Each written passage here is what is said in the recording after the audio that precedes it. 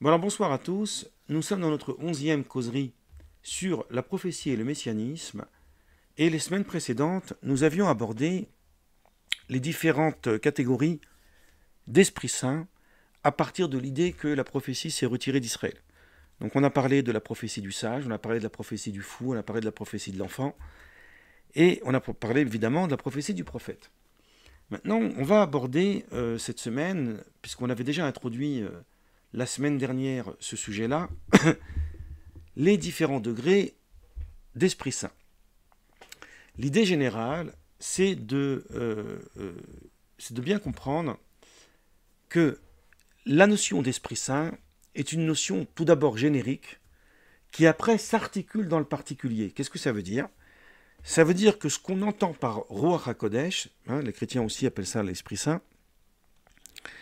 c'est l'idée qu'il y aurait une possibilité de recevoir un flux divin. La manière dont ce flux divin doit passer et sa catégorie dans ce qu'on appelle le discours, ça devient un sujet secondaire. Le sujet essentiel, c'est que Ruach HaKodesh, c'est ça. Maintenant, il y a le Ruach HaKodesh en tant que définition particulière, où là, elle va se distinguer de plusieurs éléments qui sont en réalité de même catégorie, mais à divers degrés. Ce sujet-là pourrait nécessiter rien que ce sujet-là, une année entière de causerie, mais nous allons nous contenter d'en brosser le trait d'une manière globale. Donc, tout d'abord, si je reprends le texte dans le passage du Talmud de Sanhédrin que j'avais cité dans une de mes premières causeries, page 11, feuillet A, c'est écrit, là-bas, je vais le dire en hébreu et le traduire, parce que les mots hébreux sont importants ici, Mishemetu Nevi'im Acharonim, Hagai, Zacharia ou Malachi, à la mort des derniers prophètes d'Israël, Agé, Zacharie et Malachi, Nistalka Ruach HaKodesh mi Israël. L'Esprit Saint s'est retiré d'Israël. Or ici, il s'agit de prophètes. Et le terme qu'emploie le Talmud, c'est Ruach HaKodesh. Donc vous avez ici une preuve que même si Ruach HaKodesh est une idée générique, lorsqu'elle est employée spécifiquement pour la prophétie, elle renvoie à une catégorie particulière. Par contre, dans le passage de Baba Batra, page 12, qu'on avait cité, qui nous dit justement que lorsque la prophétie s'est retirée des prophètes, elle n'a pas été retirée des sages, là, le texte emploie explicitement le terme de prophétie. Et elle dit, donc le texte dit, Natla nevoa minan ve'im, donc la prophétie a été prise des prophètes, ou natna le chachamim, et elle a été donnée aux sages, ou alors elle n'a pas été retirée des sages. Donc là, c'est l'inverse. On prend le terme de nevoa qu'on applique à la généralité.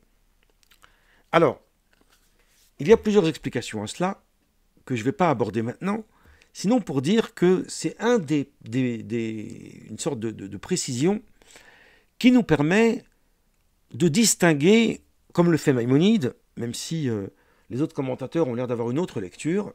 Pour moi, c'est la lecture de Maïmonide ici qui m'intéresse, puisque Maïmonide met la dimension prophétique, au cœur de l'initiation. Alors, les autres aussi le font, je ne dis pas qu'ils ne le font pas, il y a énormément d'ouvrages depuis le haut Moyen-Âge dans la philosophie juive qui ont relié en fait la question de la prophétie à l'initiation. Mais d'un autre côté, ils ne distinguent pas le prophète de la prophétie. Cette distinction, plusieurs fois répétée chez Maïmonide, elle est absolument fondamentale. Parce que quand on dit, par exemple, que la prophétie, elle a été retirée des prophètes, de quoi s'agit-il? Est-ce qu'il s'agit du canal uniquement que l'homme crée pour recevoir le flux divin, ou nous parlons uniquement du flux divin? Alors lorsque nous constatons que chez Maïmonide, il y a une distinction fondamentale à opérer entre ces deux critères, on se rend compte qu'il n'est jamais question d'annulation du prophète. Le prophète, c'est une idée universelle qui est atemporelle, qui existe à toutes les époques. En revanche, le flux divin, sa qualité et sa validité, c'est une question secondaire, c'est une question annexe. Ça, on en reparlera évidemment. Maintenant, il y a des ouvrages qui traite de la question et qui essaye de mettre un peu d'ordre dans ces différentes idées. Alors, je vous dis tout de suite que ce que nous disons ici, c'est vraiment ce qu'on appelle en hébreu, dans le langage hébraïque, des rashi prakim, des titres de chapitres, on pourrait traduire ça comme ça, et que chaque élément nécessiterait une analyse de fond. Mais on a, voilà, on a à déployer plusieurs sujets, puis ensuite on doit aussi parler du messianisme et le relier à la question de la prophétie, et tout cela est en lien d'un travail qu'on fait déjà depuis 3 ans sur, en réalité, la question de l'initiation de l'homme. Donc, on va distinguer globalement 5 catégories. Alors, on a déjà expliqué, hein, je répète quand même une dernière fois pour qu'on soit bien conscient, c'est qu'ici, on va employer le terme d'Esprit Saint dans son acception spécifique, pas dans la généralité. Parce que la généralité, l'Esprit Saint, c'est tout. Hein. Alors, on a donc d'abord le roi HaKodesh, l'Esprit Saint, qui, à l'intérieur de lui-même, a plusieurs degrés. Il y a aussi ensuite ce qu'on appelle la Bat Kol, la voix céleste, on va en toucher un mot. C'est ce que le Talmud dans Sanhedrin nous dit, hein, le passage du Talmud que j'ai cité au tout début de la causerie, lorsque le Talmud nous dit Mishemetu Nevim Acharonim, qu'à la mort des derniers prophètes, l'Esprit Saint s'est retiré d'Israël, la suite du texte nous dit Ve'adain ayum mishtamshin bebat kol. Mais il continuait encore à utiliser la voix céleste. Ou plutôt, à recevoir la voix céleste, puisque la voix céleste, c'est une voix qui était entendue par les sages. Alors, déjà ici, attendez, je vais continuer. Ensuite, il y a ce qu'on appelle des apparitions. 3e degré, c'est les apparitions. Qu'est-ce que c'est que les apparitions? Alors, ça peut être par l'intermédiaire du prophète Élie, par exemple. Vous savez qu'on a ce qu'on appelle dans les langages hébraïques le Gilou Eliyahu, la révélation du prophète Élie, qui est abondamment, pas abordé, mais qui est mis en exemple abondamment dans le Talmud, par exemple, où parfois un rabbin voit un homme s'approcher devant lui, il serait le prophète Élie, qui lui était originellement un ange, un homme, et du fait que, tel qu'on le voit dans le livre des rois, il est monté dans les cieux par un char céleste, donc il a pris une forme d'ange, et il redescend sur terre en apparence humaine. Par exemple, c'est des traditions, évidemment, hein, je ne suis pas en train de dire qu'il faut prendre ça littéralement. Hein. Il y a une tradition selon laquelle le prophète Élie serait présent dans les circoncisions, qui serait présent à la sortie du Shabbat, par exemple, puisque à la sortie du Shabbat, c'est le moment propice de l'avènement messianique, et que le prophète Élie est censé l'annoncer. Ça aussi, on en parlera dans les causeries suivantes, lorsqu'on parlera du messianisme. Ces apparitions, elles ne se limitent pas au prophète Élie. Elles peuvent aussi faire cas d'autres sages initiés qui se révèlent à des sages plus postérieurs, plus tardifs, et donc plus postérieurs, voilà. Et donc, ils se révèlent à eux. Et il y a aussi une chose assez étrange, parce que c'est très difficile à l'expliquer, puis on a presque l'impression que ça touche quelques idées qu'on trouve dans certaines cultures mystiques. Je ferme la parenthèse très vite, parce que je n'ai pas assez de connaissances pour vous donner tous les éléments précis à ce sujet. Il y a ce qu'on appelle des Magidim. Donc ça, c'est un 4e degré. Qu'est-ce que c'est que les Magidim? Les Magidim, c'est ce qu'on pourrait... Alors, l'idée de Magid, vous avez le mot Léhagid, qui veut dire narrer. C'est la notion de discours. C'est un discours, voilà, une parole. Donc un Magid, c'est comme un prédicateur. C'est comme quelqu'un qui fait de beaux discours. On va l'inviter parce qu'il est capable de faire un bon sermon. Et on considère qu'il y aurait des Magidim qui parfois se révèlent aux hommes pour leur dire certaines choses. Ça peut être des âmes errantes, ça peut être un message spirituel que l'homme reçoit. Il y a par exemple, alors pourquoi ça m'a fait rire tout à l'heure? Je ne prends pas ça littéralement, hein, évidemment, on le sait. Hein, parce que quand j'ai étudié cette question des Magidim, ça fait longtemps déjà, je me suis demandé si ça n'avait pas eu une influence d'un côté ou de l'autre, là j'en sais rien, de la question d'ange gardien. Vous savez, cette idée-là où certains imaginent qu'il y aurait un ange gardien qui viendrait nous dire des choses. Il y a par exemple un rabbin du XVIe siècle qui s'appelle Joseph Caro, qui est un contemporain d'Isaac Luria. Alors vous le connaissez, Joseph Caro, je le présente souvent. c'est l'auteur du fameux code de loi, le Shulchan Aruch, et qui lui aussi était kabbaliste. Donc il est mort en 1575, et il était lui aussi kabbaliste. Il vivait dans la même ville que l'Ouria, à la ville de Safed, dans le nord d'Israël. Et il est l'un des maîtres les plus importants de la tradition juive, puisqu'il est l'auteur du code de loi. Il y a eu Maïmonide avant lui, mais maintenant les Juifs s'appuient sur Joseph Caro. Et Joseph Caro a écrit un petit livre qui s'appelle Maggid Mesharim, qu'on pourrait traduire par le prédicateur des justes, ou des gens droits. Il raconte qu'il a eu un sage initié, qui se serait révélé à lui, et tout le livre constitue un dialogue entre ce Maggid et Joseph Caro. Donc, est-ce qu'on doit considérer ça comme l'Esprit Saint ou pas considérer ça comme des esprits saints? Voilà, ça fait partie d'une des catégories d'Esprit Saint, même si c'est une catégorie moindre. Et puis ensuite, il y a, après il y en aura plein d'autres, mais on va aller à l'essentiel. Il y a les songes, ce qui est révélé par les rêves. Alors, quand on parle de songes, il y a deux choses. Il y a le rêve à proprement parler, quand on est en train de dormir. Hein, là, c'est très psychanalytique, puisqu'il y a l'idée de l'interprétation des rêves, dont parle beaucoup le Talmud. Mais il y a aussi le discours spontané. C'est-à-dire que parfois, on en a parlé la semaine dernière, ou il y a 2 semaines, je ne me souviens plus, on a parlé de la spontanéité du discours. La spontanéité du discours, c'est comme quelque chose qui se révèle en rêve, puisque c'est quelque chose d'inattendu.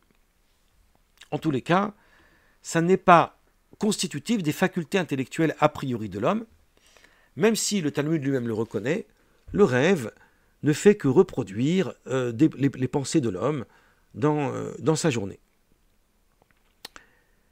Alors, par exemple, on avait déjà cité ce passage du Zohar qui dit que quand il n'y avait plus de prophètes, donc les proclamations du ciel ont été révélées par les sages, donc il décompose. Quand il n'y avait plus de prophètes, ça c'est la prophétie. Les proclamations du ciel ont été révélées par les sages, donc ça c'est la sagesse. Alors, qui sont au-dessus des prophètes, ça on l'a déjà expliqué. Et ensuite il dit, en l'absence de sages, l'avenir est révélé dans les songes. Donc là ici, il y a les songes. Et lui, il emploie une dernière catégorie que nous n'avons pas abordée. Mais on peut l'aborder rapidement, puisque c'est là, mais c'est pas, je ne veux pas en faire une étude spécifique. Il dit en conclusion de cette phrase, et à défaut de ceci, on peut le lire dans le pépiment des oiseaux. Qu'est-ce que ça veut dire le pépiment des oiseaux? Ça voudrait dire, ou bien parce qu'on a la faculté de comprendre le langage des oiseaux. On a par exemple une chose extraordinaire dans le Talmud à propos d'un rabbin qui s'appelait Yochanan ben Zakkai, que vous connaissez sûrement parce que je l'ai déjà cité, qui était l'élève de Hillel, et qui l'a remplacé. Il est devenu le maître d'Israël, le guide d'Israël, on pourrait dire le Nassi, on pourrait dire le chef d'Israël, après Hillel. Et on raconte qu'il était capable, alors c'est très compliqué de savoir ce que ça veut dire, est-ce que c'est mystique, est-ce que c'est, voilà, c'est une idée comme ça qui est posée là. Il comprenait le discours des palmiers, parce que les palmiers font du bruit avec le vent. Et il y a quelque chose à lire dans les palmiers. Donc, on est dans des dimensions assez poétiques, c'est assez original pour le signaler, et ça ne correspond pas tout à fait à ce que j'ai l'habitude de faire, mais c'est bien de temps en temps de se laisser errer comme ça. Alors, donc ici, on peut imaginer qu'il y a un lien avec des événements que nous vivons. C'est-à-dire parfois, nous vivons des événements qui sont presque de la préméditation. Ils sont annonciateurs de quelque chose. Alors, il n'y a pas de karma, il n'y a pas comment on dit, de mektoub, comme on dit en arabe. Les choses, elles peuvent tout à fait changer. On peut toujours changer ce qu'on appelle le mazal, c'est-à-dire ce qu'on appelle ce qui a été décrit.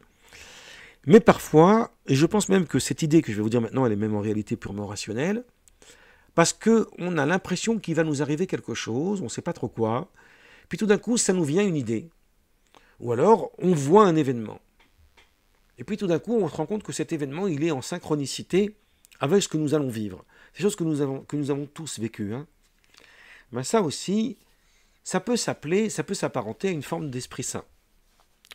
Il y a par exemple dans les commentateurs juifs une autre expression qui n'est pas Ruach HaKodesh, qui signifie l'Esprit Saint, mais Reach HaKodesh. C'est presque, Reach, c'est presque une sorte de mini-odeur. En hébreu moderne, d'ailleurs, le Reach, même en hébreu ancien, c'est l'odeur. Mais ça peut être aussi un léger souffle. Voilà. Il y a une sorte d'odeur, voilà, on a l'impression, une impression, qui nous révèle certaines choses. Parfois, ça peut être pour le bien, parfois, malheureusement, ça peut être pour l'inverse. Alors, moi, ce qui va m'intéresser maintenant, surtout, c'est de parler de l'Esprit Saint dans ces deux catégories, puisque il y a l'Esprit Saint de prophétique, et il y a l'Esprit Saint générique, et il y a l'Esprit Saint surtout du sage. Par exemple, dans une œuvre gigantesque, bon, il n'est pas le seul à faire ce développement, mais comme ça mérite d'être signalé, le fameux auteur du Meiri que je cite souvent, qui est le maître le plus universel du judaïsme, puisqu'il a véritablement montré l'aspect universel de l'enseignement de la Torah, et qui a écrit une œuvre immense, le Bet Aprira, que vous avez ici dans la bibliothèque. Je ne sais pas si vous voyez mon doigt, la deuxième étagère là-bas, les livres marrons. Toute l'étagère entière, c'est les livres du Meiri. Et là, je vous ai pris ici un petit volume. Donc voilà, les pages sont toutes petites, il y a plusieurs centaines de pages dans ce livre. Et il y a une très très grosse partie, puisqu'il y a plusieurs ouvrages ici, il y en a 3. Et il y a une très très très grosse partie qui est réservée à son commentaire sur les psaumes. Alors, l'intérêt de citer le Meiri, au-delà de son aspect universel, ça c'est quand même très important, c'est qu'il avait un esprit de synthèse et qu'il a presque synthétisé tout ce qui avait été dit avant lui. Autrement dit, on pourrait se contenter de lire le Meiri pour avoir une connaissance globale de la littérature rabbinique. Il est du XIVe siècle, donc jusqu'au XIVe siècle. Mais ce qui est le plus intéressant, c'est que le Meiri, on le connaissait depuis le XIVe siècle, il est cité par d'autres commentateurs, mais on n'a jamais eu d'ouvrage à lui. Il a fallu qu'au début du XXe siècle, il y ait eu une recherche qui a permis de retrouver des manuscrits pour publier cette somme, ce qui fait qu'il n'était pas véritablement entièrement connu à travers les siècles qui nous ont précédés. Et il est sûr et certain que même la législation rabbinique, elle aurait été modifiée, dans le bon sens du terme, j'ai envie de dire, s'ils avaient connaissance du Meiri, tellement ce qu'il dit est extraordinaire. Dans le Meiri, on trouve un aspect philosophique qui ressemble un peu à l'aspect de Maïmonide. On trouve une méthodologie d'explication du Talmud qui est chère à Rashi, c'est-à-dire ou au Géonim, c'est-à-dire une approche presque, pas littérale, mais presque vraiment déployer les idées simples, les idées claires. Et de temps en temps, il s'embarque dans des réflexions de type pile-poule. On a vraiment un patchwork de tout l'univers rabbinique. Et aussi une profondeur philosophique qui n'a pas à rougir du Guide des Égarés, par exemple. Il a fait un très gros livre de plusieurs centaines de pages sur le repentir. Et c'est une œuvre gigantesque. Et chose extraordinaire, c'est que j'ai découvert par hasard, dans plusieurs de ses commentaires où il se cite. C'est une œuvre d'une érudition extraordinaire. C'est quelque chose d'inimaginable. On peut imaginer que cet homme a tout lu de ce qui a été dit sur la question, y compris sur le champ philosophique, y compris sur le champ talmudique, vraiment tout.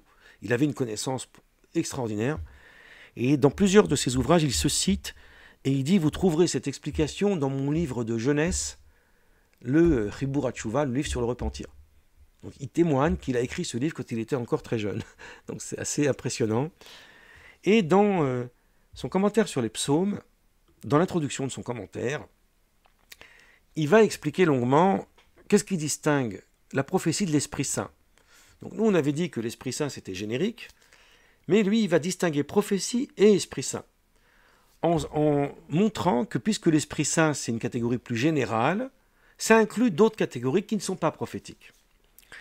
Alors à cette question, j'apporterai un autre élément de réponse dans d'autres semaines qui vont suivre, quand on va parler de la dimension halachique, parce que tout est lié à la halakha, vous allez voir. Et dans la dimension halachique, il y a une distinction beaucoup plus évidente. Là, on va parler plus d'un aspect philosophique, même si je pense m'arrêter bientôt, ça va nous suffire. Ce que lui, il dit, c'est que tout d'abord, l'Esprit Saint, c'est tout ce qui se situe dans un sens de réception de flux divin, mais qui n'est pas considéré comme de la prophétie. Donc la prophétie, elle est au-dessus des facultés intellectuelles de l'homme. Ça, on l'avait déjà dit, en citant d'autres commentateurs avant lui, qui disaient que la prophétie commence là où s'arrête l'intellect. C'est-à-dire là où l'intellect ne peut plus aller plus loin dans sa capacité à raisonner, alors là, il reçoit un flux divin.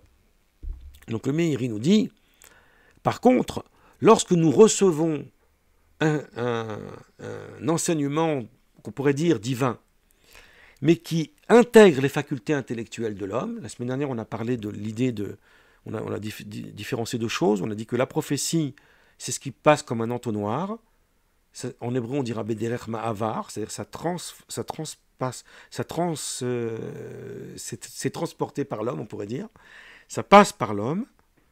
Et le Ruach HaKodesh, qui procède des facultés mentales et intellectuelles, ça habite l'homme.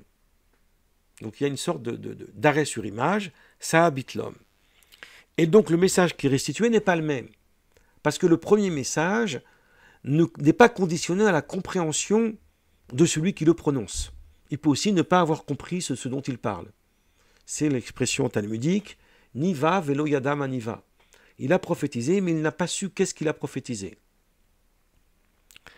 Par contre, le sage, si ce qu'il dit n'est pas compréhensible, ça n'est plus du Ruach HaKodesh, ça n'est plus de l'Esprit Saint qui imprègne les facultés intellectuelles et mentales de l'homme. Ce n'est plus considéré comme ce degré-là. C'est pour ça que dans le Talmud, dans le traité Baba Batra, on avait cité ça, on avait montré que lorsque un sage là-bas avait dit quelque chose qui semblait absurde pour les autres rabbins, il lui avait dit, presque pour se moquer de lui, « En elu ela divrei neviot » tes propos sont des paroles de prophétie. C'est-à-dire que, voilà, on n'y comprend rien. C'est une façon de dire, on n'y comprend rien. Vous voyez, il y a aussi du recul sur ces choses-là. Je trouve ça très intéressant en même temps. Et donc, il va nous expliquer avec ça, et c'est avec ça que je vais conclure, et puis la semaine prochaine, on parlera des autres catégories. Il va nous expliquer avec ça une idée qui m'est très importante, parce que je la reprends souvent, et d'ailleurs, j'en ai même parlé dans mon livre sur Jésus. Ce qui distingue les trois parties de la Bible juive, ce qu'on appelle l'Ancien Testament. Même si pour moi tout est juif, mais bon. Il y a les Nevi'im, la Torah d'un côté, les Nevi'im de l'autre, et les Ketuvim. La Torah, c'est une catégorie prophétique qui est spécifique à Moïse, et personne d'autre n'a accès à ce degré de prophétie. Je vous ai réservé, c'est un petit cadeau, plusieurs séances uniquement pour ça. Donc on va mettre de côté. Mais l'idée centrale, c'est que le langage de la Torah est un langage qui fait loi. Puisque c'est un langage qui fait loi, il ne peut pas s'exprimer à travers des paraboles, des images, etc. Il est obligé de s'exprimer d'une façon claire et limpide. Ensuite, il y a une deuxième catégorie qu'on appelle la névoie, qu'on appelle la prophétie, où là, le flux divin passe par le prophète. Le prophète n'est qu'un intermédiaire. Il fait passer le discours. Donc, dans ces cas-là, il y a un langage métaphorique, un langage allégorique qui ne peut pas être compris de prime abord. Et après, il y a les ktuvim, ce qu'on appelle les écrits, ou les hagiographes. Elle est inspirée, mais elle n'a pas de dimension prophétique. C'est-à-dire qu'elle ne procède pas d'un commandement divin donné au sage de divulguer ce message. C'est le sage qui déploie sa réflexion pour apporter ce message qu'il apporte, par exemple l'Ecclésiaste, le Cantique des Cantiques, les psaumes, on en a déjà parlé. Et en réalité, il s'avère que tous ces versets procèdent d'une inspiration. Donc le Meiri dit, c'est ce qui explique les différentes catégories d'Esprit Saint. Voilà, donc aujourd'hui, je pourrais m'arrêter là, et on peut passer à un petit débat si vous voulez.